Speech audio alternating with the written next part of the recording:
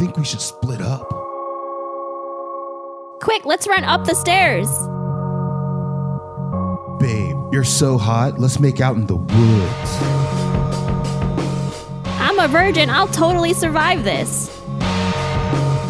Welcome to the Lulu and Pop Horrawr Show.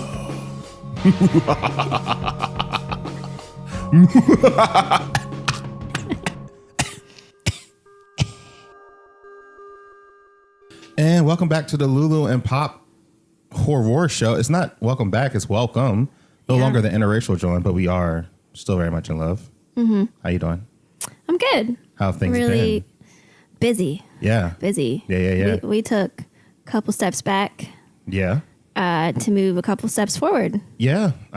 We've been gone for a while, but we are back up in this John. And where are we right now? Just let the world know. We bought a house. We bought a whole ass house. We're in the studio basement right now. Yeah. You're sitting on the same chair that we've had since our studio apartment 7-8 years ago. But now it's newly clothed. It's got a new outfit. Got a new outfit. Got some new digs. Looks like a black leaf. Kind of looks like something I would wrap my hair up with at night. Yeah. Oh, I mean, I got dreadlocks. Got a lot of dreadlocks. Yeah. Flowing. You're a blonde. Yeah. We done went through some changes. We did. Yeah.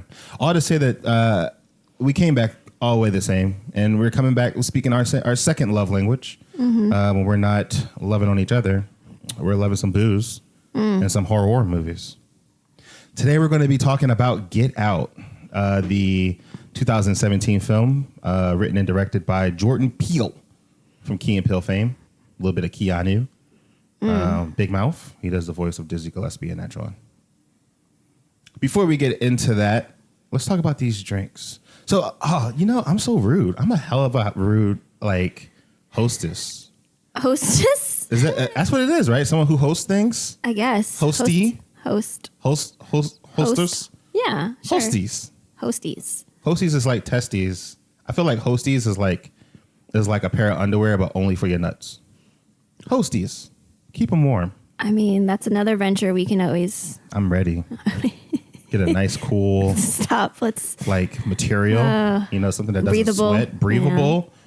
Yeah. I can... The winter market, the summer market alone, I clean up.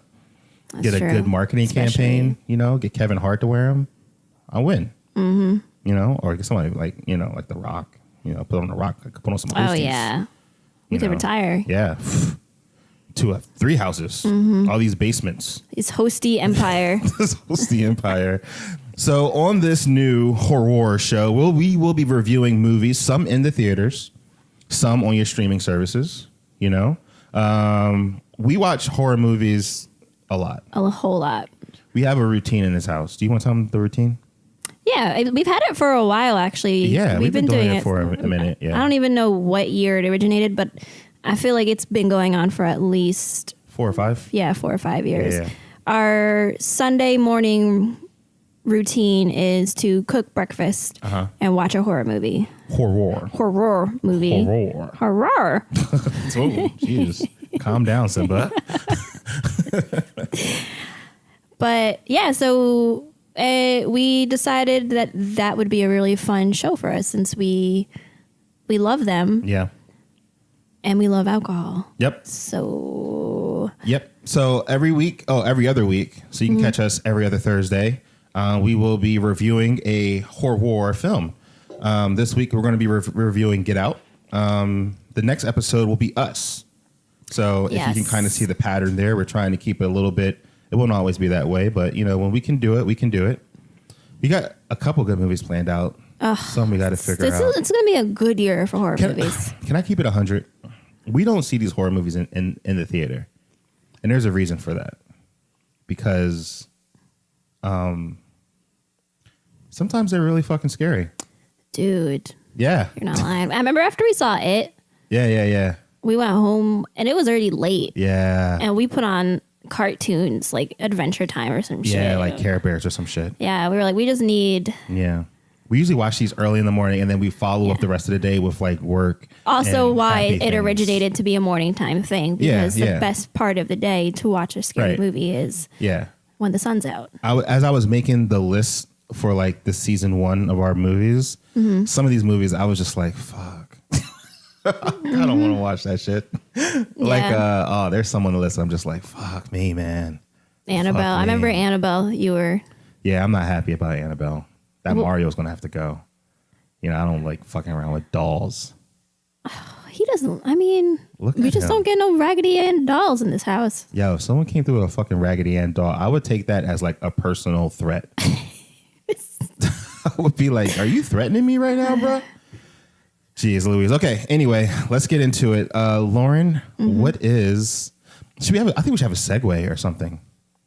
You know? I think that'd be kind of cool, you know? So, libations of the week. Libations of the week, which will always have some type... I'm going to try to have it be inspired by the movie in some way. Yeah, I think that's a good idea. Because I love stuff like that. I'm real corny. You come up with the drink and I'll name the drink. See, we're figuring out this show as we recorded right now because that's the type of life we're living. So Lauren, what is the libation of the week? So this week, because we're watching Get Out, I instantly knew there had to be a tea theme to it. Went with iced tea because if you know one thing about Mark, you know he does not like hot things. So we went with an iced tea. Okay. It's a little interesting. So I brewed my own iced tea. Yes. So it's unsweetened because we're also kind of doing a healthy thing. Yeah, it was 2-part black tea, 1 part like a fruit tea. Like was it a mango? It was a black tea and a mango tea. Yeah, all brewed together in a mason jar. In a mason jar. Oh, so hipster. Yeah, we're just out here living our best Trader Joe's life. I mean, yeah. Out on our horror movie podcast, husband and wife duo. Did I mention we're interracial? We're just checking all the boxes. Sure are. Yeah. So what else is in it? So this morning I mixed together. It's 2 parts iced tea, 1 part orange juice, 1 part Captain Morgan. Yes. I put it in the little shaker thing, shook it up, shake. Poured it over ice. Okay. And then I topped it off with some mango seltzer water. Don't shy away now. What kind of seltzer water is it? I don't want people to judge us. Oh, okay. All right, fine. You don't want to be judged? That's cool. I mean, I'm sure we already judged. We're so judged. Actually, whatever. I don't like saying that word. Actually. I do. I love saying it. Go ahead, Boo Bear. Yeah. Well, but it was whatever seltzer water you have will work fine. Yeah. But I actually did that. I always top things off now with like a soda water after watching Bar Rescue. That was where I got that from. I feel like every cocktail they make, they're like, we're going to top it off with a spritz of carbonated water. So Bar Rescue just really, that could be a horror movie within itself. Yeah, sure the shit could. Yeah. So you could add, if you wanted a sweetened tea, it'd be a little sweeter. So ours is a little more booze heavy. Right. I'm into that. I'm going to dub this tea Armitage iced tea. Oh, snap. Yes, Armitage is the name of the family in the movie Get Out. Which at this point, if you haven't seen it. Yeah, I mean, it was kind of hard. I would say I think it's kind of easy rewatching it and taking notes. Yeah. Because I had already seen it. But at the same time, it was. I wish I could give you. I wish you would have did this when it first came out. Yeah. Although I talked to so many people that haven't seen this movie, and I'm always just like, what? Yes. You know? Right. But watching it, this thing I think was I hadn't watched it in a while. It had been probably a year. Yeah, I think I haven't seen it. I haven't seen it since it came out in the theater. So it was a good movie to revisit if you haven't, because you catch so many more. So we watched it last night, and I didn't want to talk about it last night because I knew we were going to talk about it today. But there were just so many things that I was just like internalizing. Right.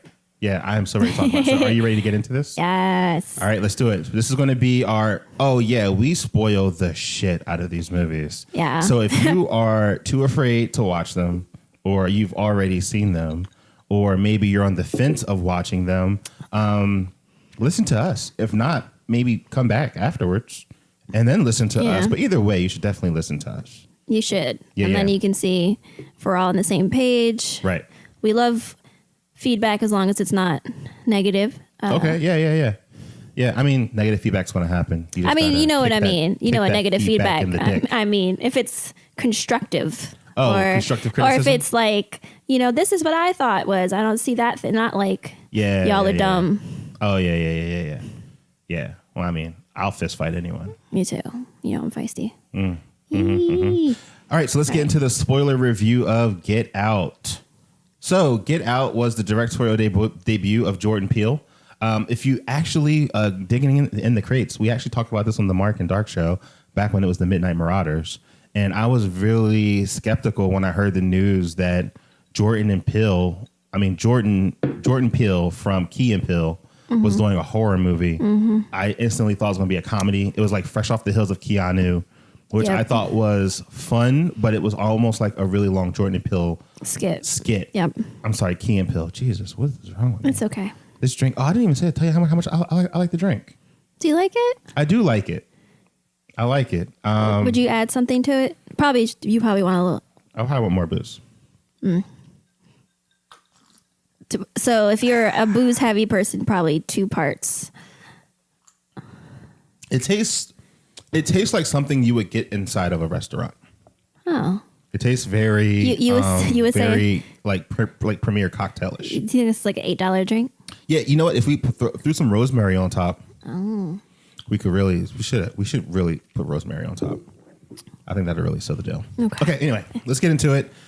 So this movie opens up, and it's like a black dude walking down the street, and he's lost, talking to himself, talking on the phone, and then his car comes up, and he's just like, "Yo, fuck this! Like, I'm in a strange ass place. This car is about to come and get me. Like, what the fuck?" And as he's like turning around, and he's just like abort mission, because I'm almost 100% sure he was trying to get some cheeks. Like I think butt is the only thing that'll have you out on some that will have you walking the street in like 3 a.m. in a neighborhood you've never been into. Yeah, it had to have been cheeks. Yeah, and he's just like, you know what, fuck it, I'm going home because this shit is way too creepy. Yeah. And he gets snatched up by some dude in a mask. And I had to look this up as they play Run Rabbit Run. Which is a creepy fucking song. Fucking creepy. It's like polka. It's like old timey. Yeah. Like it sounded so creepy. If a song could be haunted, that song would be hella haunted. It sounds like if a song could throw you in a hole and tell you to put lotion on its skin, that would be that song. Yeah. It puts the lotion on its skin, or else it gets the holes again. So we come in, and then it like cuts to, and we meet the protagonist of the movie. He's like packing up to go on like a getaway with his girlfriend. The protagonist before this, I kind of only knew him from the penguin, from that penguin story from Black Mirror. Oh wow. Yeah. And he was also in Black Panther after this, but his name is Daniel Akuye. He's fantastic. Yeah.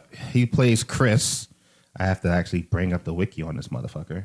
And he's about to he's packing up with his girlfriend Allison, and they're going to go on Rose. was it Rose? I thought it was it's Alice. Oh, my bad. Rose, you got me. Yes. You know why I remember that so well? Why? So it was my grandma's name. So I mean, not that she's anything like this, but yeah, that sticks for me. Yes, Rose, who is played by Marnie from Girls. That's the only real fame that I got her from, and I will always remember that scene. I already know where you're going with this. The butt scene. He was just face deep. Yeah. That wasn't acting. She didn't have no drawers on. He was face deep. I'm just saying, it was for girls. Yeah. Is that, I guess. Fuck that show. You know what I'm saying? I guess that's where you want to put your career. Yeah. I don't know. You know what I mean? Yeah. You know how usually people do something risque when it's that big role and it's for the part, and it's just I'll fuck Billy Bob Thornton because it's important for the movie role. Look, it's funny. Had nothing to do with. He was nose deep in her ass. It's funny because I also knew her as that famous news reporter's daughter. Yeah. He got I think he's banned from reporting right now. He had to stop. Oh. He got caught he fabricated something. Oh shit! Really? Yeah, it was one of the famous ones though. Okay, you would recognize him. Yeah. Okay. Cool. Yeah. Fun fact. Look at my baby coming through with the tips and tricks. It's been a while. Yeah. Well, I mean, hey, what's up? So that's all going down as my dude Donald Glover plays in the background. Stay on. Such a good song, too. Niggas creeping. They gon' find you. Gonna find you sleeping. Oh. That shit is a poppin' song. Forever Noise. Yep. And he asks the question that like I feel like a lot of black dudes who are, well, not even a lot of black dudes, just a lot of people who aren't in the same race as the other person is asking when they're meeting the parents. I can even imagine it might be the thing for people of like the same sex relationships when they're just like, yes. Does your parents know what I look like? What this is about? Yep. You know what I mean? Like, do they know about me? Am I going into, I don't know if you've ever been into a cold read situation with like a relationship thing. I mean, it's been obviously many years for me, but it's not fun. It's not a good time. Like, I don't think it's not like a blind date where you're just like, well, that was fun. I was like, no, this fucking sucks. Thanks for introducing me to all these weirdos in a weird circumstance. Yep. So they get onto the road and they're driving to her house, which is in the fucking sticks. Bumblefuck. Yes. It looked like when we tried to drive to like your family's house in the Poconos and Google Maps is like, why don't we explore?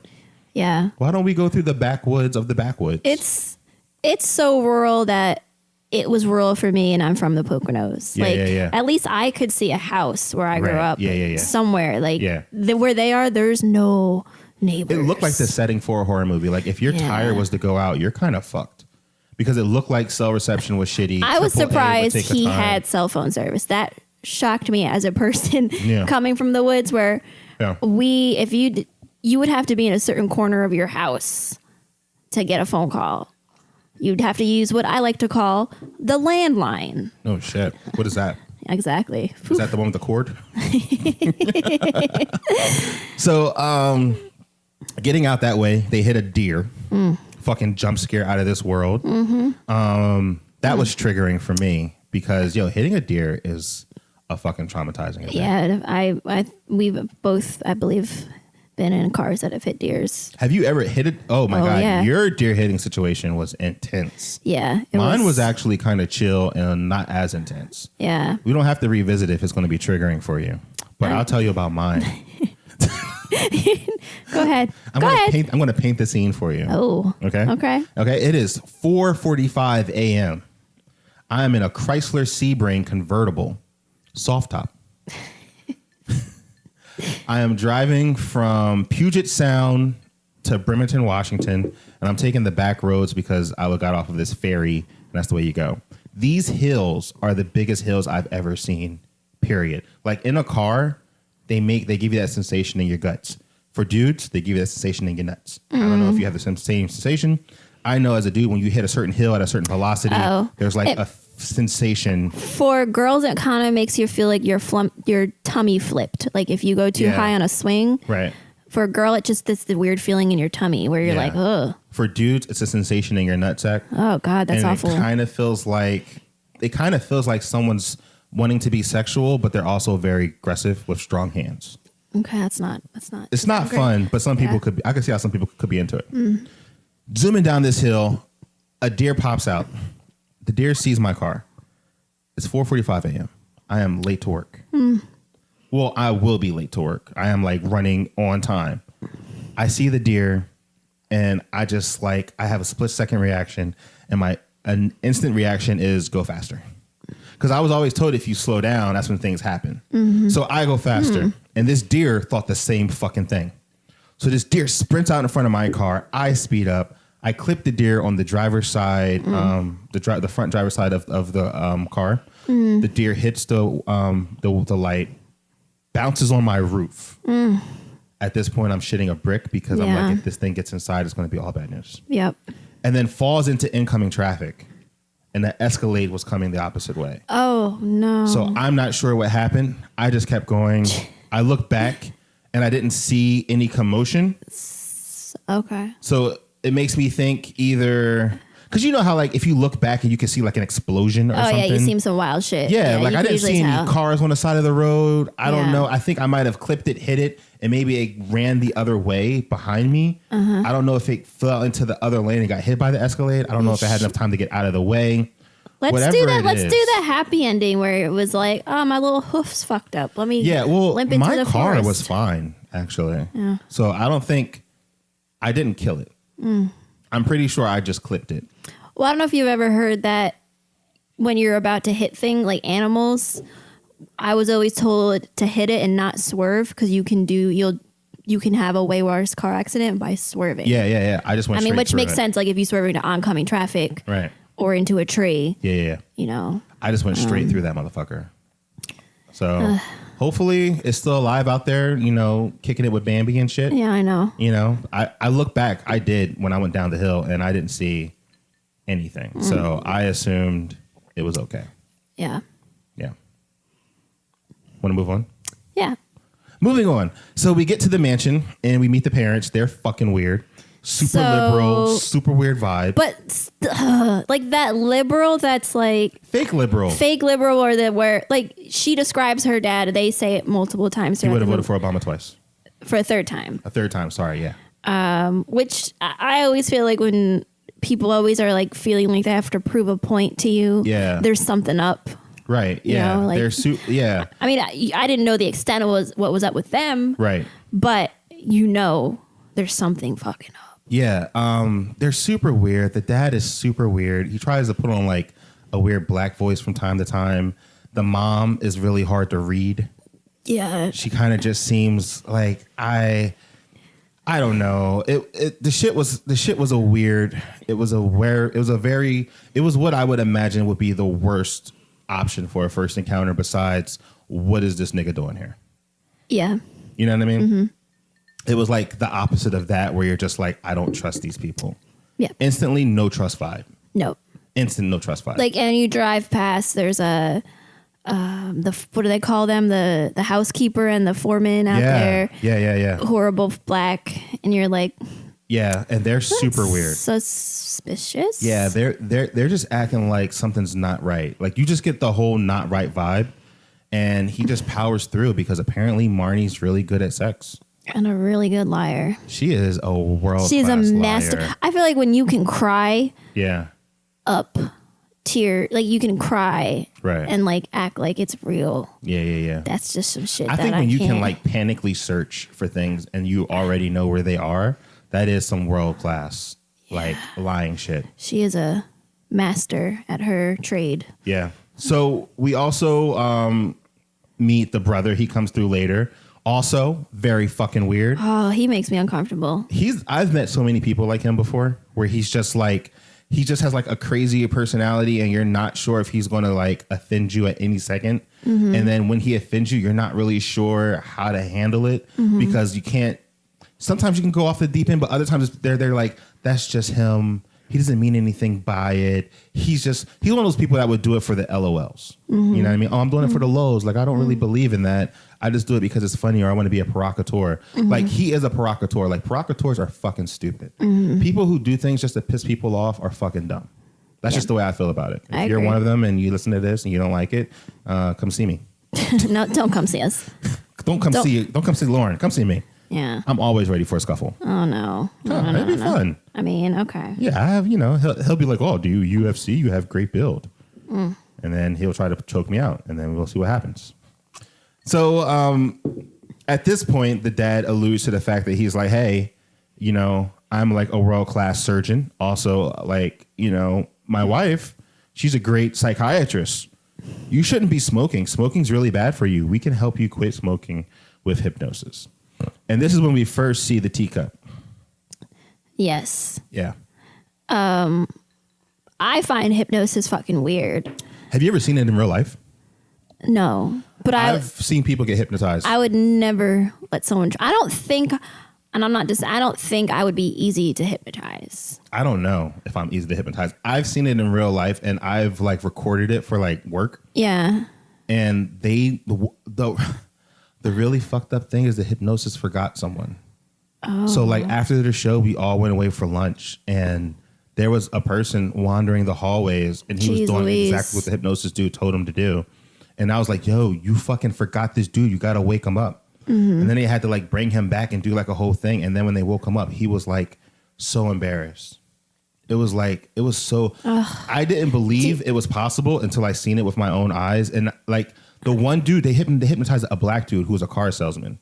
And afterwards, I was just like, yo, man, because they hypnotized him to say, like, every time something happened, he would like really want like Pop-Tarts or something. He was like, oh, I want some strawberry Pop-Tarts. And I was just like, so when I saw him, I had the camera out, and I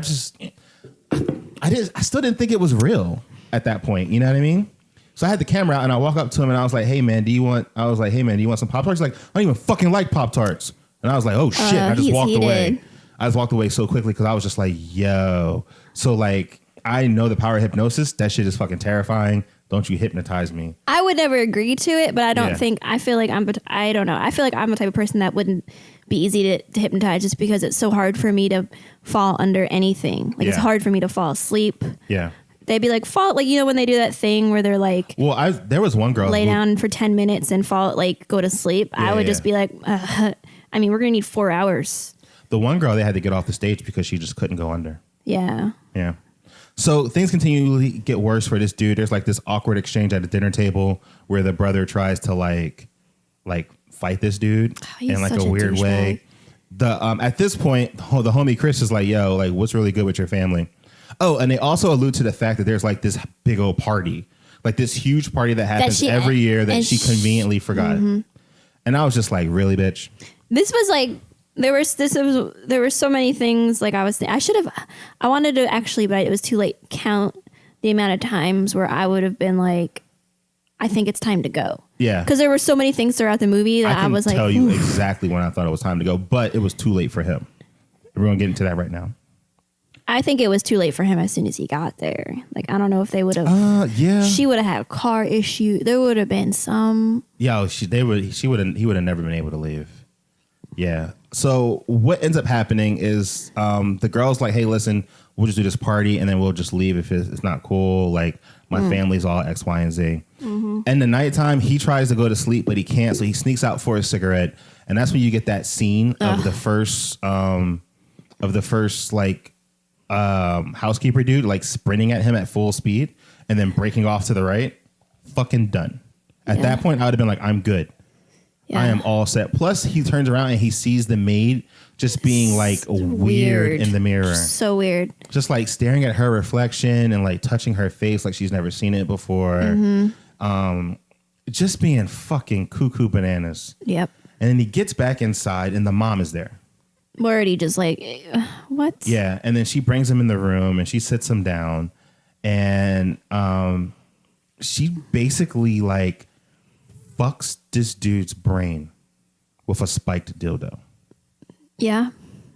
Just aggressively. Without warning him or asking him. Just no lube, no spit, no warning. Just goes balls deep in this guy's brain. Makes him relive his most traumatic experience. Also knows that he has nobody that would, besides home dude, his friend. Yeah. Which they don't know about or don't think will be a problem. Yeah. No family. Yeah. That will. I think that was part of their. That was their criteria. Yeah, yeah. What is it called for serial killers when they have like a thing that maybe they all like brunettes of a certain age? Yeah. Their profile. Yeah. They always profiled like black people who had no real strong who had no family connections. Yeah. You know, and then he's introduced to the sunken place, which is a terrifying concept for someone who has sleep paralysis. Yeah. I bet. Yeah. Mm-hmm. Just imagine just being down there, just looking up at your shit in autopilot. Mm-hmm. Ugh. Which I just thought was so well done. It really was. Just the concept of it alone and like how it happens and just the fear you get from her authority. Yeah. She was the most terrifying person in this movie and she didn't say a lot. Nope. Mm-mm. But her authority when she was like... She didn't need to lay a finger on you to have all that power over you. And then when she said sink, and he was like, no, she said sink. And he was gone. I think at that point, he couldn't leave. Yeah. I think for him to leave, it would have to been like a very bad scenario. Like I think they put like some type of thing in his mind where he really wanted to stay and like be with her or something. He also stopped smoking. Yep. He wakes up in a cold sweat. At this point, I would have been like, yo, fuck it. I am like, I would have snuck into, because they were sleeping in separate rooms, right? I would have found her keys. No, they were sleeping in the same room at that point. I would have been like, I'm going out again one more time. Yeah. I'll be right back. And then just drove like a bat out of hell. Yeah. And then, let her know I left reach out to her one more time and say, your car is here. Yeah. So I think at this point he didn't realize he was hypnotized. No, he thought it was a dream. Yeah. Yeah. But the funny thing was, so like, okay, so when he went to sleep, he was wearing no shirt. When he woke up, he was sweating in a shirt. Yep. So that would have been enough for me. Like, I am totally aware. If I went to sleep with drawers on and I wake up with no drawers on, where are my drawers? Yep. You know what I mean? So like, why do I have clothes on? You ever wake up not wearing what you went to bed in? No, I only woke up, but that's like different. That's when you go to bed super drunk and we're not counting. But even then you wake up and you're just like, where are my pants? Yeah, I was drunk. Yeah, you at least try to like get an account for him or something. He wasn't drinking, Yeah, no, he literally had no excuse. And I don't think he really knew he was hypnotized at that point. I think he kind of just thought it was like a crazy dream. Yep. We started getting more shenanigans from the housekeepers, and one of them, like the main housekeeper dude, is just super fucking weird to him about Marnie, and he's like, she sure is a keeper. And he like talks kind of weird and super old. Fucking weird. But he's a young. Yeah, he's like, what do you think? He's like 34? Yeah. He didn't look old. No. Or nothing, you know what I mean? But he talked like he was from he talked like an old Negro from like the 20s. Yeah. He made me very uncomfortable with the way he spoke to him. Yeah. And then he's just like, yeah, she totally hypnotized you last night. Kind of crazy, right? That's when Chris is like, yo, that it really happened. Mm-hmm. Sign number 2, get out, my G. Yep. Get out. What are you doing? Mm-hmm. Get out. That was another time where I was just like, I can't imagine staying. Yeah, like fuck that party. Oh yeah, fuck all of them. Fuck that relationship. Yeah. Fuck your weird fucking family. The cheeks ain't that good. No. It can't be. No. It can't be. There's too much weirdness. Nope. Too much weirdness. Mm-mm. Absolutely not. So Chris also at this point I thought it was really weird. He's like taking pictures around like the property, and then he like looks up and he sees the housekeeping lady, and she's like adjusting her head in the mirror. And at this point, I'm just like, I don't know what the fuck is going on in this household. More than enough for you to leave. Mm-hmm. More than enough. I don't even know if you can carry a cab. I don't know what the Uber situation is like. If anything, this movie just told me, trust your gut, get the fuck out. Oh, yeah, for sure. Yeah. For sure. Yeah. So, so he gets back up there and he's starting to realize like his phone's not being charged. And he keeps plugging the charger in. And then when he comes back, the charger, it's not even like on the floor. No, like they just unplug it and then leave it on top of his phone, which I think is so brazen. Like they don't even, they're not even trying to hide it. Nope. Which is fucked up. And then things get really, really weird because it's just like, all right, cool. The party starts. So he's trying to wrap his head around all of this when the party starts. And it's just like, I don't know, like a fucking old folks shindig.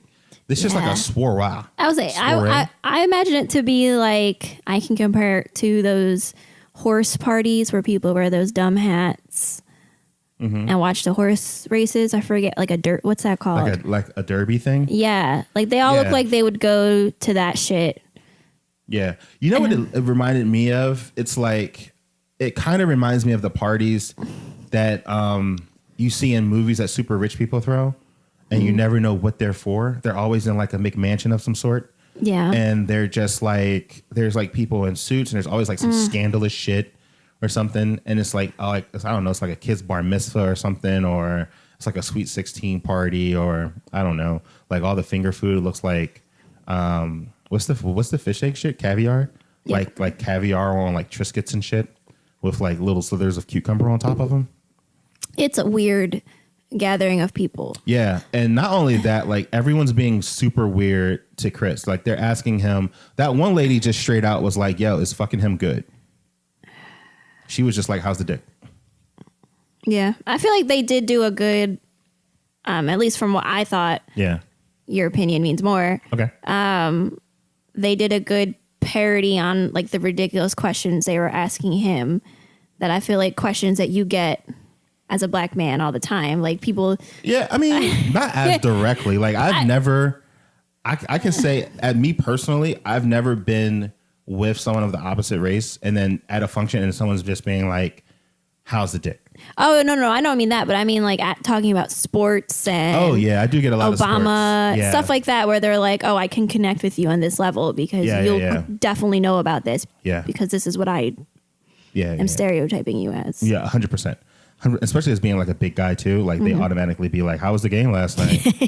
And I was like, "You talking about this PUBG?" Like we were playing Nintendo. Like, what do you mean? No, I ain't listening. I ain't watching no game. So they're all super weird to him.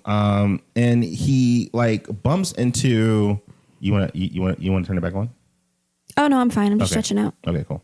So and then he bumps into the black dude from the beginning of the movie, who we forgot to say this is played by Lakeith Stanfield. Who had a great year since this movie came out. Yeah, he too has. In Atlanta, Sorry to Bother You, which was a crazy fucking movie. Yeah, it's a whole nother. Yeah. And he's acting super weird. Like. Super old timey. Even more old timey than the groundskeeper guy. Like. Yeah, and not even old timey in like speech, but also in dress. Like his pants were up high. Like what old people pulling their pants up to their ribs? That hat. Like that country dandy hat. Yeah, there was just red flags all around, and then you realize Chris recognizes him. Yeah, well, I don't think he recognizes him at this point. I think he starts to, right? Yeah, he kind of feels like I kind of know this guy. He goes upstairs to try to call his homie Rod. Rod's hilarious. He believes that everything's connected to like a sex slave cult. Which isn't all that off. Nope. He's like, they're brainwashing people and they're making them into fucking sex slaves. And it's not 100% wrong. No. It's just not their only motivation. Exactly. You know what I mean? Yep. He gets back up there and he has like a super fucked up interaction with that housemaid where it looks like she was breaking free from whatever was going on. And like she's about to cry, but then she doesn't cry, and then she's like, "No, I love it here." And I remember just seeing that part, and I would have been like, "Fucking gone." And it's like so, at the house party, fucking so heavy. Gone. Get out of here! Are you fucking kidding me? No, that lady is crazy. Yeah. Hell no. Hell no. I'm not sleeping around her. Nope. I think she would do weird shit to you.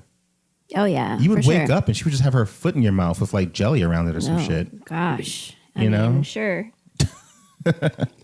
So he gets on the phone with his boy and he's just like, yo, like shit's crazy. And the dude is like, yo, you need to leave. Doesn't leave. This is when shit gets crazy. He goes back downstairs. And when he goes downstairs, was it me or did it seem like everyone was waiting for him? Yeah, everyone was definitely there. Everyone was, because what's her face went up looking for him, Rose. Yeah. Because he was at this point you don't know why, but he was the man of the hour. He was the attraction. He was the reason for the party. Everyone came to see him. Everyone wanted to ask him questions. They wanted to feel his arms. They wanted to see what. I think if that lady could have, she would have fucked him. Yep. If he was like more of a gigolo and more of like I'll fuck anything, he probably would have gave her a test drive and not even knowing, he thought he was getting some older cheeks, you know? Yep. He probably would I think it probably would have jumped off. So like they ask him something crazy about what it's like being black in America, which I've had to defend all of black humanity to people who aren't black before. Not my fucking job. Not your job to explain it. Not my job at all. Not your job at all.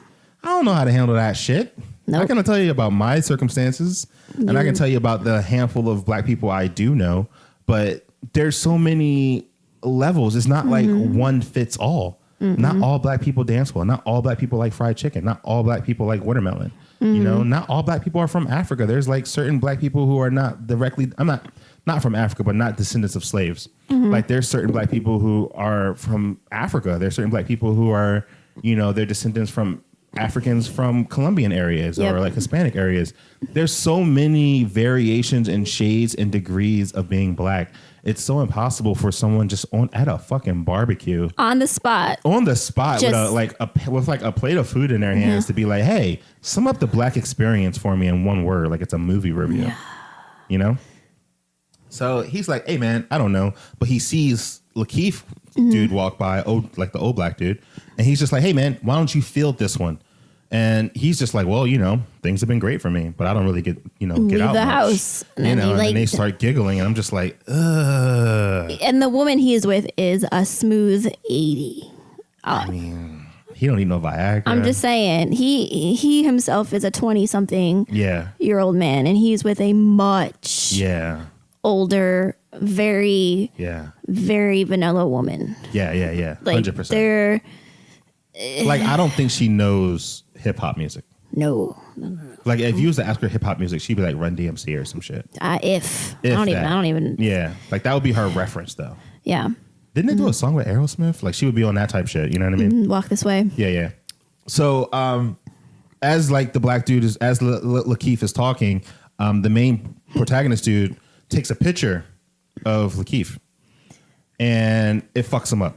First of all, anytime you're trying to sneak picture someone, turn off your flash. And I understand he was in a high stress situation. Also, turn off the sound. Turn off all of that. Like, nothing's worse. Have you ever tried to snap a fake picture of someone or like a low key pitch, and then you hear choo? Yeah, you're just like, fuck. Well, why is this even a thing on phones still? Can we just take this? No one wants this shit. Everyone knows it's not like a snappy camera. Like, fuck out of here. It's a digital image. Get out of here. It's not film. I don't need this shit. It's so crazy. So he's just like, oh, shit. And then Lakeith flips the fuck out. And he just grabs him and just starts screaming, get out, get out, get out. But there's a moment there where he like recognizes him. He calls him. I think, was it Andre? Yeah, I think he called him by his. Well, no, I think he called him. I think he did call him by his name, maybe. Yeah, his given name. Yeah. And he's like, get out, because the dude's name is Chris. No, the dude he's yelling at. Did Dre? Dude's name, like Lakeith's name is Drake. Okay, that's right. Okay. Yeah, I think his name is Drake. Let me. That's where I was getting Dre from, but yeah. I believe you. Yeah, I want to say his name was Drake. A D name. No, it was Dre. It was Andre. Okay. Yeah. I'm not insane. Nope, you're right. So Andre was yelling to Chris, get out. Mm-hmm. And that's when like that part in the preview where he's just screaming at him. It's like so intense. And I'm over here on the couch just, why are you like, I'm sure you were too, like, bro, get the fuck out of there. Steal a car. Get out. Be like, hey, I'll be right. I think I got to do number 2. Yeah. I might be a minute. This weird potato salad did not. Yeah. Well, at this point, the questions of is sinister activity happening is out the window, and you obviously know some real shit's going down. There's something insane happening. Yeah. Yep. And like they're like all gathered around Chris, and they're consoling him, and everyone's just like, oh shit, look at our product, he's all fucked up and shit. You know what I mean? Mm-hmm. And they come out and they be like, yeah, dude had a seizure from your flash. And sometimes seizures can like make manic episodes, but we can talk to the therapist and it's good. And I'm just like, yeah, I mean, if you believe that, I got some unicorns I would like to sell you out back. Mm-hmm. Like that shit didn't sound right. And Chris knew it wasn't right. So he wants to leave and Marnie takes him on a walk. Yep. This chick is a precision liar. She is a master manipulator. Ain't she good at it? She is, because even at that point, I didn't think she was fully in on it. I didn't think I wasn't sure. I felt like she was. Yeah, I wasn't. I kept going back and forth. I didn't write her off as a villain yet. Right. I didn't know. Because you knew the mother was into hypnosis. Yeah. So you're like, is she hypnotizing everyone? Like at one point, I wasn't even sure if that was their real daughter. Yes. I thought that they were like, this is what they do. They grab like little orphan girls, hypnotize them or whatever, make them bring back people, and then do whatever the fuck they're doing. Yeah, and they just kind of use her and continuously do that. Or maybe she was just like one. Plus, in that scene, you think like she's acting her ass off. She really is. There's not tears, a bad actress. Yeah. There's emotions that I can't pull out of my ass. She's emoting. I cannot fake She's cry. giving it to you. Yeah. But on a second rewatch, it's not as impactful for me. Very true. Because I can kind of see how she turns things on and she leads him to his own conclusions. Yep. She's the type of person that if you was to come at her for some shit that she did, by the end of the conversation, it'll be about some shit that you did. You would be apologizing. Yeah, she would turn some shit around on you. So she takes him out to like I don't know, like a sunset or something. Walk. Yeah, they're out on the lake. And he's like, I'm ready to fucking go. And then she's like, are you trying to leave me? And then as this is happening, the family's doing like a whole bidding scenario. Which they... Like a silent bid on his I'll say they mask it as a bingo game. Because they have bingo cards. Yeah. And they have a picture of him up there like it's a fucking like funeral in this golden frame. And I was like, yo, first of all, dope ass frame. Secondly, like that's a lot of work that goes into that. Like they had a legit, like they had to like take a photo of him, crop out the background because it was on a white background. Hide it from him, dude. Hide it from him. Take the shit to Kinko's, print it out, and then frame it. Yeah. This is all expensive. This is very elaborate. So we had a conversation about this. They're bidding. Yeah. And this blind dude wins, who Chris was having an interaction with earlier, who is a famous curator. Yep. But he's blind. Mm-hmm. And he wanted to be a photographer, but he just sucked. Yep. So he wins. How much money do you think he bid? So I'm not going to lie. Uh-huh. I went down a Google path last night about this because we were talking about it. This is one thing we did kind of, because it was like I kind of regretted it a little bit, but I kind of wanted, but I don't think, just right there. I don't think I would have thought of it today. Yeah. But I never thought about what he won him for. What did, it wasn't a bingo game. You knew it was a bidding situation. Yeah. But it wasn't normal because there was just hands. And he makes 10 fingers. Yeah. And I think he only does it once. He does it twice. So I think, because it's not thousands, I think it's millions. 20 million? I would say 20 million. Yeah. Because that's a whole ass person. We still don't really know why. Yeah. But it's for an actual human being. And it seemed like that was a high price. Like, I think Chris was premium stock. Yes. I think he was young. I think because he was an artist and he had like a budding career. I think if taken properly, he could have been like really, really, really famous. Yep. And they wanted that. Yes. So I think it was 20 million. I agree. But part of me thought it was 100 million. But the first time, it's funny. Yeah. I thought it was 100 million. I don't know why I felt it was 10 times 10. But nobody on there was no, when I looked it up online, there was people column, articles, but nobody could, that wasn't a traditional bidding setup. So it's kind of left open about what you think. Everything was very silent, and it was all done with hand movements, which I was like, hey, this is not the first time they've done this shit. Oh no. They are seasoned poachers at this point. Yep. So Chris talks Marnie into leaving, and Marnie's like, all right, fine, we will leave. As he gets back to the house, everyone's being fucking weird, dude. Like, all the guests are just greeting Chris. But when they get back to the house, first of all, it's dark. Yeah. And they left when it was light out. And again, my nigga, leave now. Yep. What are you doing? What are you waiting for? Too casual. Hella casual. So I would have been out. Oh, yeah. Out. Yeah. What? No. Fuck your parents. Out. Yep. But Chris was on that, I don't want to leave you. You're the only thing I got in my life type thing. Yeah, still in love with her. Part hypnosis, part, his conditioning. Part his, he had nobody. Yeah. And, Marnie was like, I don't know, she was doing a lot of things that made you want to root for, like the way she was coming at her family and being like, oh, y'all don't, how dare they come at you like that? Like, you don't deserve. It kind of made you feel like she was an ally, which I think is kind of rare. I mean, an ally, but then when you think about it, it's like she brought him into that toxic. Oh yeah, she was the worst. She was the worst one. Yeah. As I know, if I had ever brought you not knowingly to some horrific family function, I would have immediately been like, "Yo, I didn't know this side of my family." Yeah. Was this if I awful? If I was taken somewhere and someone was super racist to me, my first question to the person who brought me there was like, "Did you know this motherfucker don't like black people?" Yeah. If you did, why didn't you tell me? Yep. You know what I'm saying? Like when I take you anywhere, if something weird happens or something weird's about to happen, I always give you a heads up like, hey, listen, X, Y, and Z is a little weird. Yep. Stay away from X, Y, and Z. Yep.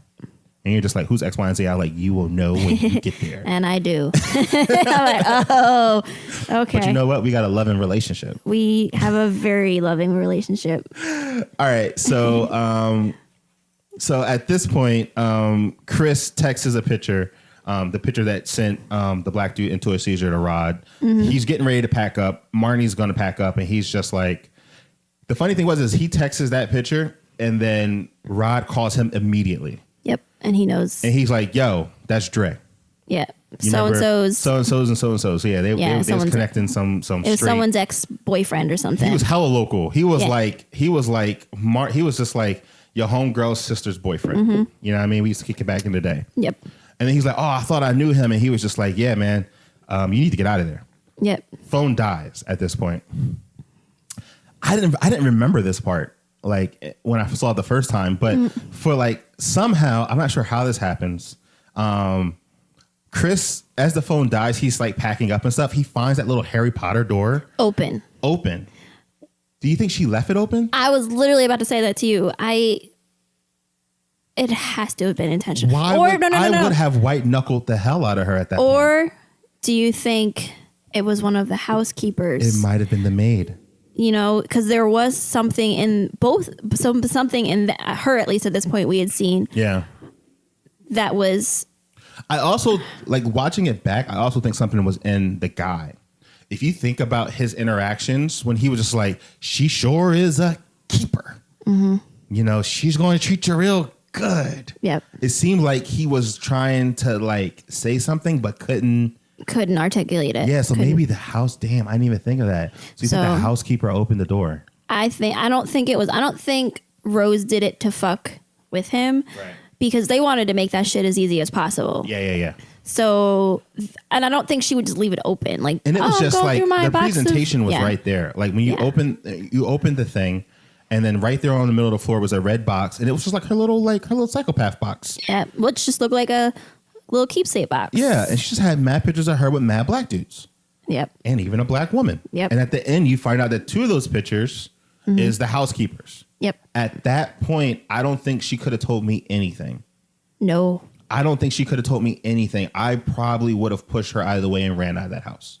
I did have a moment when I saw that. I was like, oh my God, the parents are hypnotizing her. But I thought that too for some reason. Not because I didn't like, how could you go through that many people so fast? We didn't think she was that good. Yeah, like because it was a box full of people. It was at least 15, 20. Yeah, there was a lot of people in that box that she had run through. And that's why I was, in my head, I was like, there's no way this bitch is just running through dudes. Just you know what I put in my notes knowingly for that box? What? I called it the Box of Los Negros. Oh, I mean, yeah.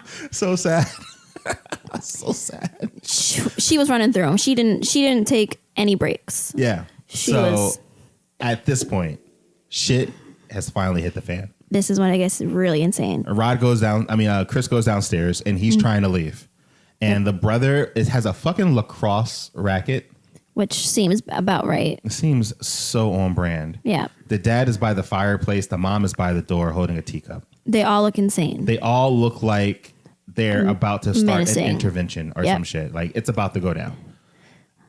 Do y'all have a back door? He's trying to leave. Marnie's trying to look for these keys. She's like, I can't find them. She's just shuffling through this bag. Mm-hmm. At one point, the brother swings the bat at him. Mm-hmm. Swings like the lacrosse racket at him. Yep. And he's still pretty fucking chill. Yep. The first time dude swung the thing at me, it would have been fucking game over for me on that dude. I think he was trying to figure out how. Yeah.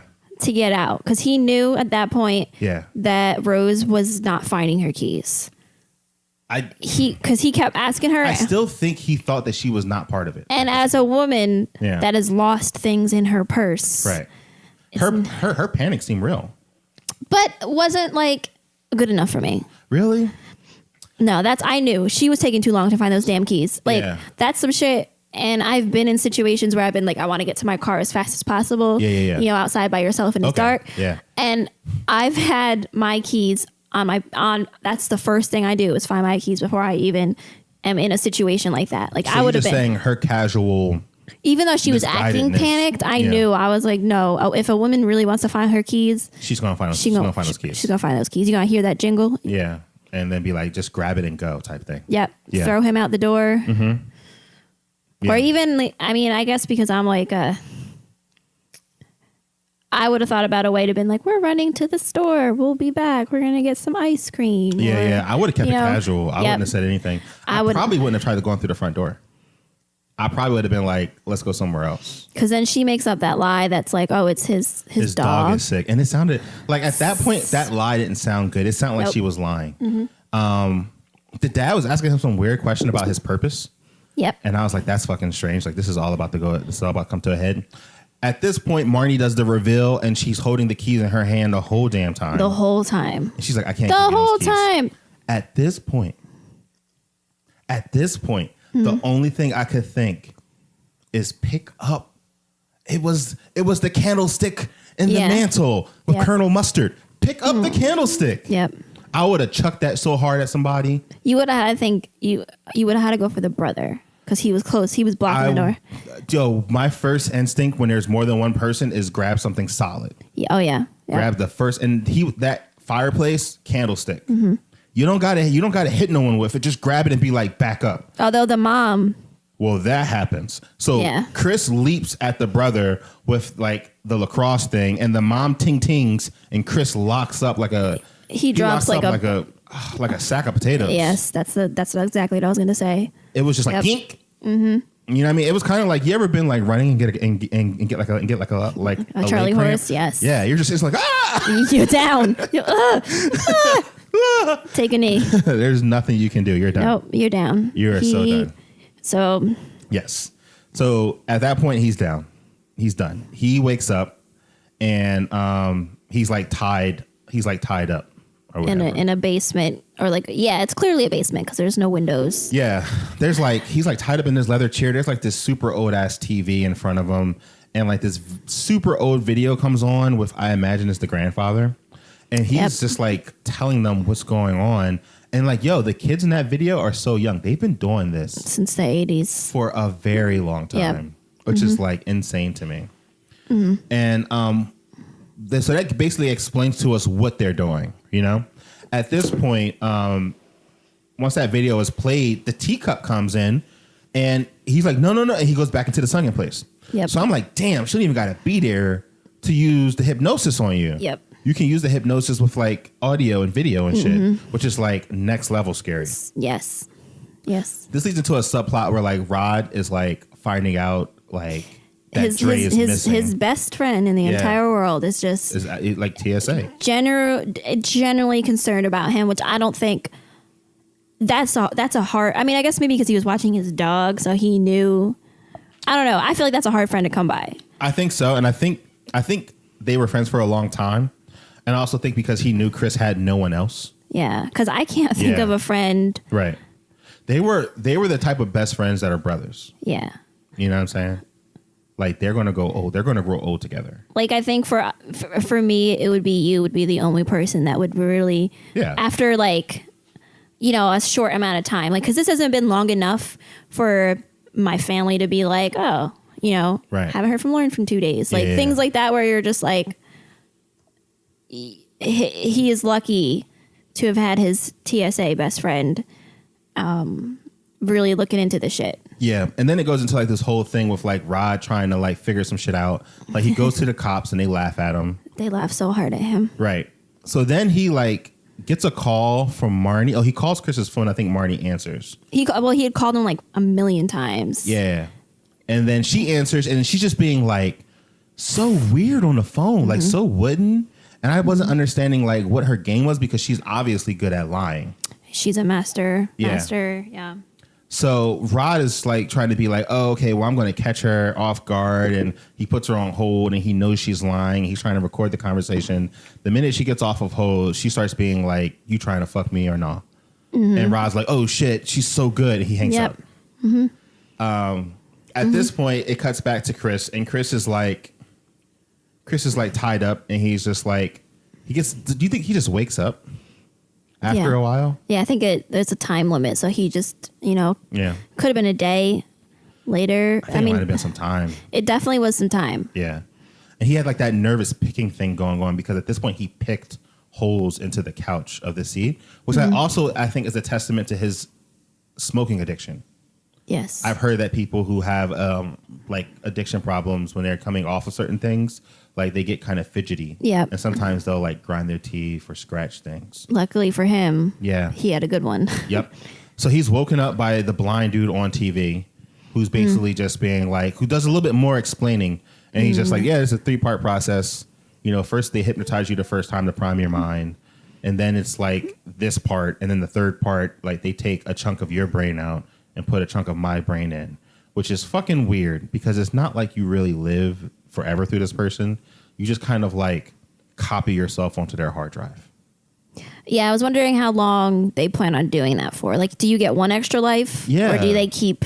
Like, you can't do that forever. Yeah. And it's just like, what if that person has like the one thing that really fucked me up about this movie is like, historically, black people don't always live, especially African Americans don't always live as long as the average person. So it just seems like a shorter lease on life.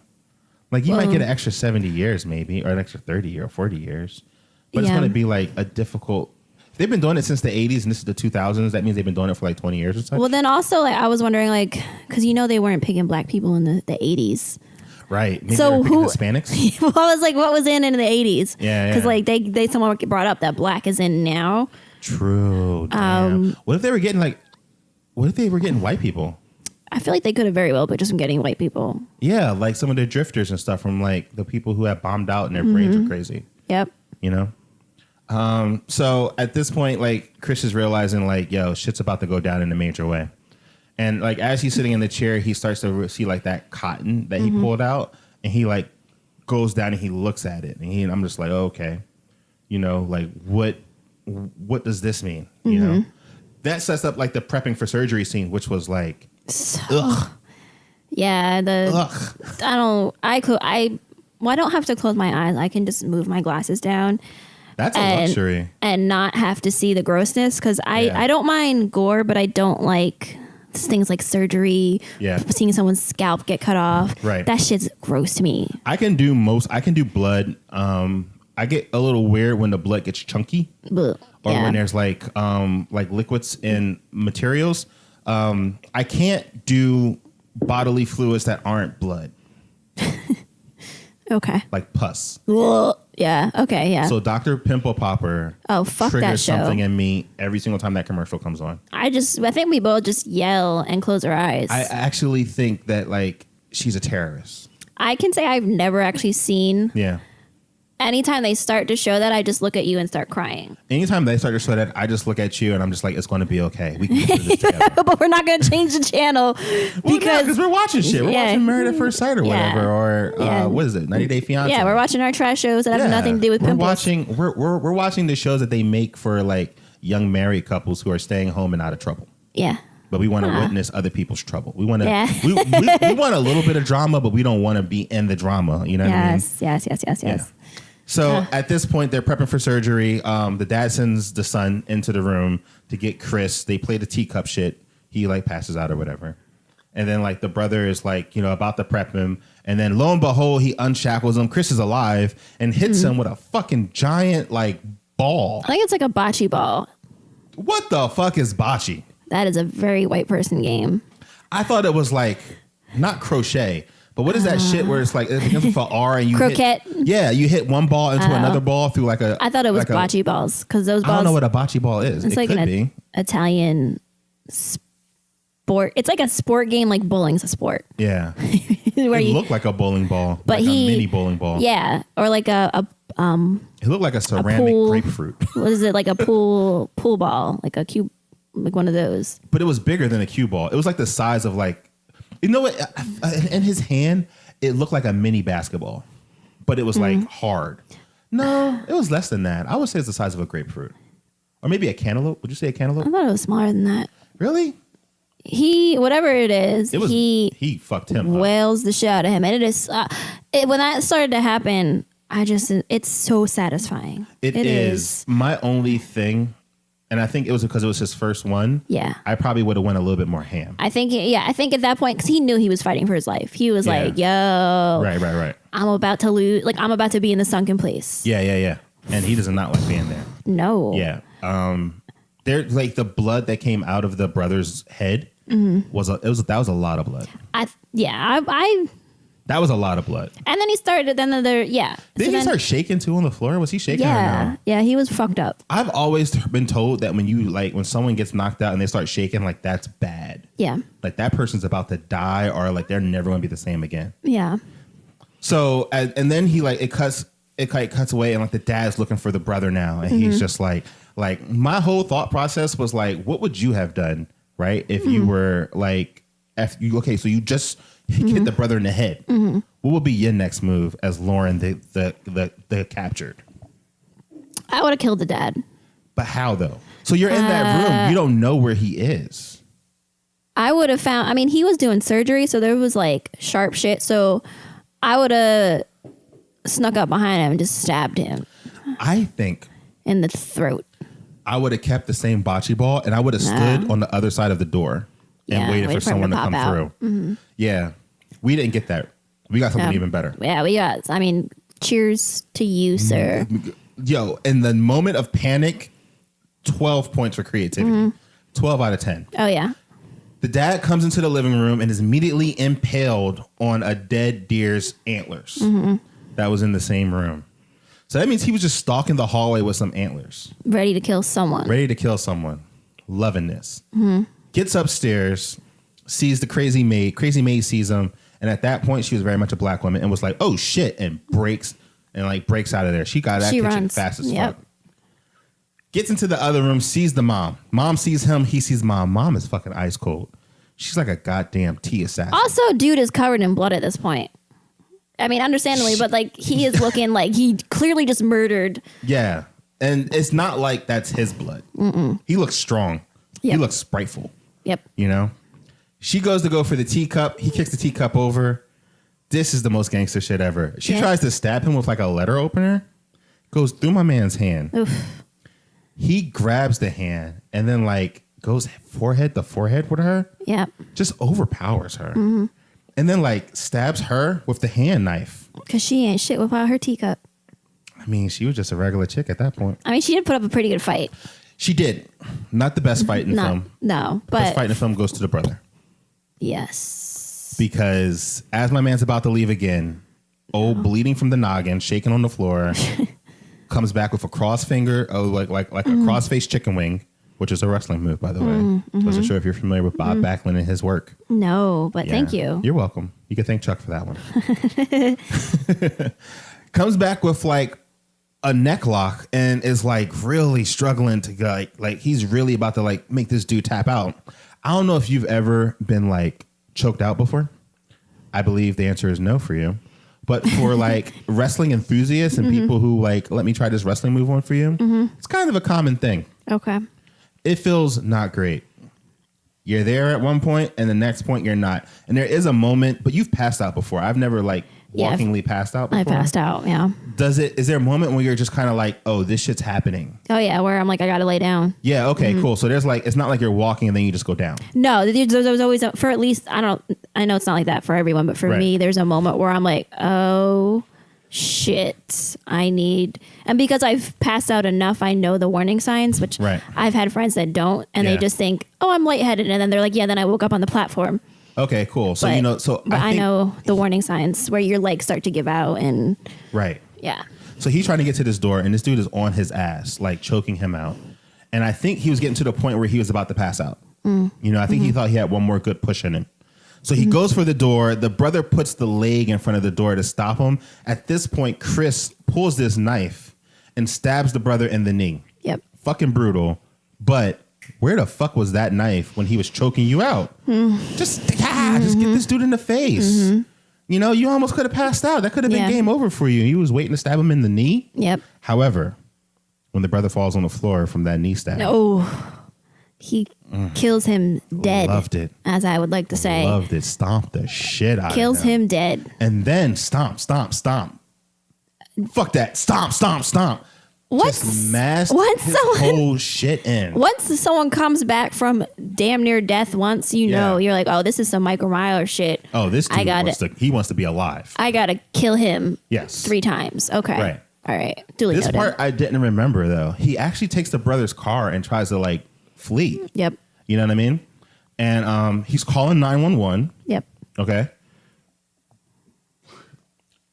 Hits the maid in the driveway. Makes him think of his mother. Yep. Plus, he kind of feels like the maid kind of helped him out a little bit. She probably did. there was a part in her. Yes. Yeah, she probably did. So he stops the car, puts the maid in the car. At that point, I probably still wouldn't have. I would have booked it, and I would have been like, I'll send help. Yep. I'm big for sending some goddamn help. Same. You know what? When you fly, you know what they tell you to do? They tell you, in case of an emergency, put your air mask on then help the person to your left or right. Yeah. They're like, hey, man, take care of you first. Because you're useless. And then help the goofy fuckers who are having a hard time and panicking and tell them it's going to be okay. And if it's not going to be okay, you panicking ain't going to make it no better. Mm-hmm. Sarah. So he's driving off. At this point, Marnie comes out with a shotgun out the front door, and she's like, Grandma. Wait. We missed. Did we miss something? Rose sitting up in her room. Oh, yeah. Rose is such a psychopath at this point. Why all of this is happening below her bedroom? Yeah. She is upstairs listening to some. What was she listening She's listening to Dirty Dancing, the Dirty Dancing theme song, eating Fruit of the Loops from a bowl with taking 2 bites per Fruit Loop and drinking the milk from a separate cup in a goddamn straw. So, like, if that isn't looking at black dudes online, looking for her next victim. She's a goddamn professional. And that's when that, I feel like, truly sealed the deal, where you realized how evil she is. She's part of this. Yeah. Yeah. That's when she hears everything going down. You're right. Thank you for bringing that point back up, because that point was fucking nuts. That shit was just. Yes. Ugh. So she's like, she said, oh, no, that's Grandma. Mm-hmm. So then as we're driving, the maid wakes up and attacks Chris. Yep. And he's just like, oh, shit, what the fuck? And then crashes into a tree. Mm-hmm. Grandma dead. Yep. At this point, Marnie starts shooting at him with his shotgun. And the second helper takes off after him. And she's like, go get him, Grandpa. And I'm just like, oh, shit. Mm-hmm. Like, it didn't really dawn that was them until, like, it was like, yo, that's really, really, really them. Which made sense, because it's like the grandpa lost his race to Jackie Owens. Yep. And it's Jackie Owens, right? I think so. I have to look that up, because I don't want to disrespect the legacy.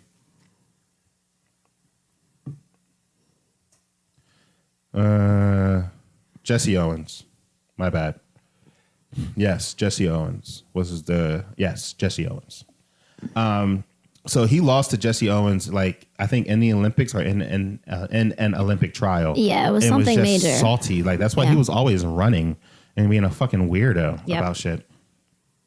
So anyway, this dude starts, like, he tackles him, and then, like, they start, like, fighting in, like, the fucking street and shit. Mm-hmm. And Chris uses his phone to, like, flash a picture, and, like, the grandpa dude kind of, like, stands up and was like, Marnie, give me the gun. I'm going to kill this motherfucker. Mm-hmm. And I'm just like, oh, shit, this is getting out of control. And then he turns and then shoots Marnie in the goddamn gut. Yeah. And I was just like, validation. Mm-hmm. I was like, you get a bullet, you get a bullet, you get a bullet, you all get bullets. But then he turned the gun on himself and shot himself in the head. It's just so heavy. And I just was like, God damn. That shit was stuck in place for so long. He's like, I'd rather fucking die than go back. The fact that because they explained in the little video that you're in the passenger seat and you don't ever take the wheel.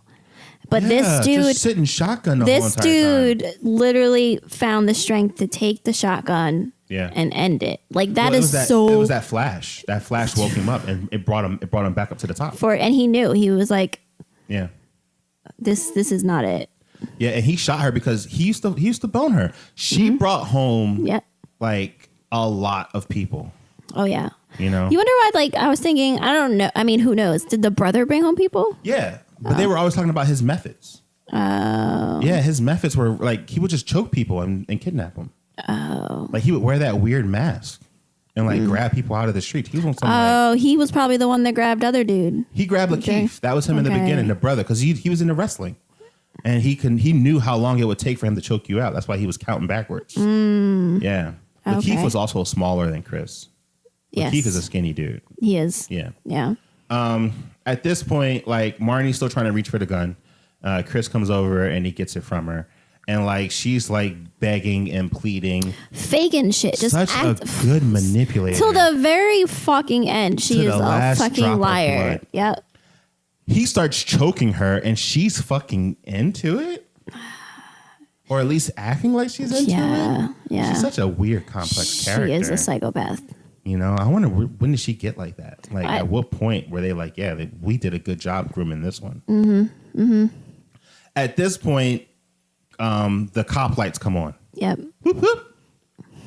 And I'm just like, in my mind, I'm like, they're going to shoot this dude. And that was literally my thought, and my stomach dropped because I didn't want. Yeah. Because that was the most realistic ending. Yeah, he gets shot. 100%. That was the ending we all expected. That's the ending in life. And I was like, I don't want to see this ending. Because I've 100% shot in the chest multiple times. And it's not, it's Rod. Woo! TSA. TS fucking A. So Chris gets in the car and they're just sitting there for a minute. And then Rod looks over at him and he's like, I told you not to go in that house. And I'm like, Jordan fucking Peele ending this crazy movie on a gag. Yep. On a bit. Yep. It was like one long, really good Key and Peele sketch. Yep. And he just ended it on some like clever shit. He's like, I told you. I told you. I told you not to go. Mm-hmm. Okay, before we get into our review of this movie, I got to talk about the alternate ending. Did you know there was an alternate ending? I did know that. Did you see the alternate ending? I didn't want to watch it. Okay. In the alternate ending, I thought the alternate ending would be he gets shot. It's not true. He actually got arrested. Yeah. The real cops came there because of the phone call he made when he was leaving the brother's house. They come there. They can't really prove anything, and they arrest him, and he goes to jail. And the movie ends with Rod visiting him in prison. He's on like 5 years for like attempted murder or some shit. Didn't test well. Yeah. You can't. I feel like in this climate, that's not going to test well. Yeah. You know? Yeah. Do you have anything else to say about this movie before we get into the review? I feel like that covered the movie itself. I did have a question for you. What's up? Do you think do you think they were going to bring other surgeons in on this? Do you think that like a franchise? Yeah. I don't think so. Because like who was going to put the dad in someone? Was the son going to be a surgeon? I think they were grooming him because he seemed too dumb to be a fucking surgeon. Well, I mean, yeah, I guess I think so. I think eventually they probably would have had to bring someone in, but I don't think they were trying to branch out no time soon. And they were getting money from this shit. They were getting so much fucking money. Fucking bread to the point where all they can do is just work on their craft and get even better. Yo, shout out to the blind dude who died, who just like went to sleep thinking he was going to wake up a black dude. Just never woke up I know. again. I thought about that too. I was like, sucks to suck. Out of here, I think because there was a fire down there. So he burnt. Where did the fire come from? I saw that and I was just like, well, there's a fire now. I'm pretty sure dude just started a fire because he was like, fuck this place. I mean, that's a really good idea. If you can start a fire in a kidnap scenario, do that. Yep. I agree. And then go out a door. Yep. Don't go to the top. Never go up the steps. Never go up the steps. Always out the door. Only time you should go up the steps is when the steps leads to out the door. Just saying. Okay. So let's get into the review of our movie Get Out. So here on the Horrawr Show, I have this new philosophy with movies, and I want to give this philosophy to you, Lauren. Hopefully you'll appreciate it. I'm not sure if you'll really be on board with it, but I think you'll appreciate it. I don't believe in bad movies. You know, You love a bad movie. I love a bad movie, but I don't want to tell people not to see a movie. You know, I think every movie is made for someone, just not for you. Yeah. So I would like to grade these movies on like a 3-point scale. Okay. Okay, you ready? Yep. This is for the audience too, you know? If you really like the movie, it's a grade A movie, go see it. It's a date night movie. Okay. Okay? Got it? Got it. If you like the movie, but it was an okay movie, but it was still better than average. Okay. Better than average. It is a matinee movie. So this is like a date if you was just kind of like, we don't got nothing to do. It's a rainy Saturday. Okay. Let's go see this movie. Matinee's cheaper price, half the price for tickets. Okay? If it's an okay movie, that means it's not a super great movie. It is just a C. It happened. It's a cool movie. Okay. That is a Netflix and chill movie. Okay. That's a movie. If you see it streaming, if it's coming to Netflix that week, put it on, watch it, get some popcorn, maybe some takeout. It's a good time. Mm-hmm. Don't inconvenience yourself to go see the movie. Mm-hmm. If you didn't like the movie, it is a catch it on TV. Okay. That means you're not watching it. If someone else is watching it, then yeah, sure. But you can leave it at any time. Does that make sense? 4? That's 4. It's 4, yeah. Okay, I thought you said 3. I'm sorry. 4. I was like, wait, is one of these a 3? No, 4 is fine. We could do 3. We can do date night, Netflix. I mean, I feel like 3 is good. I think we could do go see it. Yeah. Wait for it to stream. Yeah. Or maybe catch it on TV if you want. But if it's on. But don't go out of your way to see it. If it's on. Yeah. And if it is something that's usually streaming, just be like, I would have seen it in the theater type thing. You know what I'm saying? Okay, so out of those 3, I'll repeat it again because I think some people might have got confused because I kind of did a little bit. All right? All right. If it's a good movie, go see it in the theaters. Date night movie. Okay. If it's an okay movie, Netflix and chill. Let's get some General towels. Let's watch this movie. That sounds nice. That sounds nice. What's up? If it's a movie you don't go with, aka a trash ass movie, if it's on, maybe watch it. Okay. Yeah, I'm here for that. Where would you put Get Out? Oh, I mean, I know it's out of the theater now. Yeah. But it was a movie we saw on opening day. Yeah. And I would do it again. 100%. I would say it's a 100% great movie. Go see it. Fucking tastic. That was a movie theater movie. That was a movie that you didn't expect from Jordan. Yeah. It delivered. Shifted his whole career. I've never known of a product of that caliber that shifted someone's. Maybe Rob Zombie's. What was that one movie he did where everybody House was like, of a Thousand Corpses? Yeah, where they were like, yo, Rob Zombie can make a horror movie. Yep. You know what I mean? Yep. Like, it was a movie that like took a guy who was like known for giggles and shit and then put him in this world where he not only was he made a super smart movie, but it was like a really tense psychological movie. It was tense. It was different. Yeah. It was something we didn't expect. Right. I fucking loved it. I still love it. Watching it again, 2 years later was still a good time. Great time. You see, I mean, it's definitely those movies that I saw different things. Go see it. If you haven't seen it, go see it. Okay. I'm so excited for his next movie. Yes. Speaking of, that wraps it up for us for this episode of Lulu and Pop's Horrawr Show. Horrawr. Our next episode, we will be reviewing Jordan Peele's new movie, Us. So exciting. So exciting. Looks creepy. We are seeing that opening night too. I hope that he doesn't turn into a Shyamalan. I don't think he is. Yeah. We'll talk about it after, but I feel like this movie already looks vastly different than the movie that we've already seen from him. And the early reviews seem to be favorable. Yeah. So that's good. I agree. Yeah. And I really do think he is actually very talented, and I don't think he's a one and done person. I think. Yeah. I think he got stuck in not stuck, but he was niched in comedy. Right. And that's where he was expected to be. So it was probably hard for him to break out of that. Mm-hmm. And then someone was like, oh, you're big enough. We'll give you this movie. We'll see how it works out. Right. And then it was like, oh shit. Like, well, it was Jason Blum. Do you want to talk numbers? Iconic movie. Like, The Sunken Place is literally a long running joke now. Oh yeah. 100%, yeah. And I think it launched a career. You know what? It didn't launch the career of what's her name? Allison Williams. Mm-hmm. But it really, like, I really haven't seen her in much since this, unfortunately. No.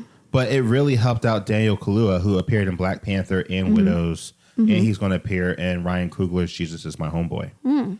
And it really helped out Lakeith Stanfield. It really helped out Jordan Peele. Mm-hmm. It really helped out Rod. I think his name, Little Rel, it really helped out Little Rel, who played Rod, because he got that show after this. Yeah. Little Rel. Also, I like, this is kind of a side note, I like that he didn't put himself in his movie. Yeah, man, I like that. Because he can act. We know he can. Yeah. But he was like, yeah, I'm not going to have a cameo. I'm not going to be the TSA, which he very well could have played that role. Yeah. But he didn't. He won an Oscar for Best Screenplay, Best Original Screenplay. Mm-hmm. You want to hear some box office numbers, or is that something people really won't care about? I mean, I care. You care? You care? Yeah. Okay. The budget for this film was $4.5 million through Blumhouse. it went on to make $255. $255 million. Sorry. No, like cool. When I said that, I was expecting like an eyebrow raise from you, and you just stared at me like, oh, baby. With a big smile on my face, just like I know you're gonna notice. Look at you. Look at you. Look at you. You don't know so what's that going on. Was a success. Yeah. They usually say if you can do 3 times, like it's and a he success. fucking shot that shit out of the water. I mean, he just blew it right the fuck up. So we look forward to us. Check back in like 2 weeks, and we'll have a full spoiler review of us. If you like what you heard today, please give us 5 stars on iTunes and a positive comment. Share it with some people you like. Hit us up on, what are we on? We're on Facebook, right? We're on Facebook. Mm-hmm. Yeah. What is that? We're slowly getting back into social media. Do you think we should have an Instagram or just leave it as a Facebook? We have a Twitter too. Twitter's weird. I know. Go on Facebook. You know what? Just find us on Facebook. If you have a certain movie that you want us to review, please let us know. Right. I'll think of a dope cocktail. Yep. I will name said cocktail. Yep.